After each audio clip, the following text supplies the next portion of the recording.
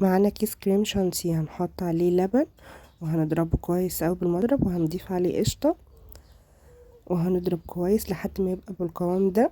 هنجيب بقى الفراولة نحط عليها معلقة سكر وليمونة ونحطها على النار تتقل شوية.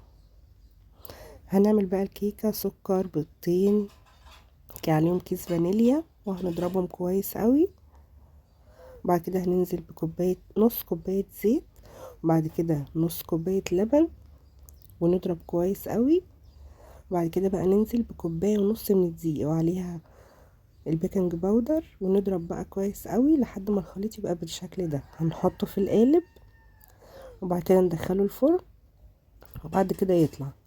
هنحط بقى هنسقسقه باللبن، بس الحته دي ما اتصورتش. هنحمر بقى الكنافه ونحط عليها شربات ونحط الكنافه فوق الكيكه، وبعد كده ننزل بالكريم شانتيه ونفرده كله على الوش.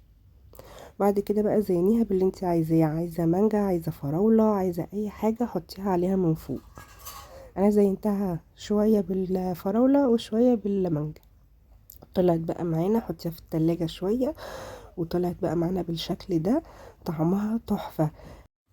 عايز تزودي لبن زودي لبن براحتك، مش قادره اقولك طعمها كان حلو ازاي. لو عجبك بقى الفيديو ما تنسيش تعملي لي لايك.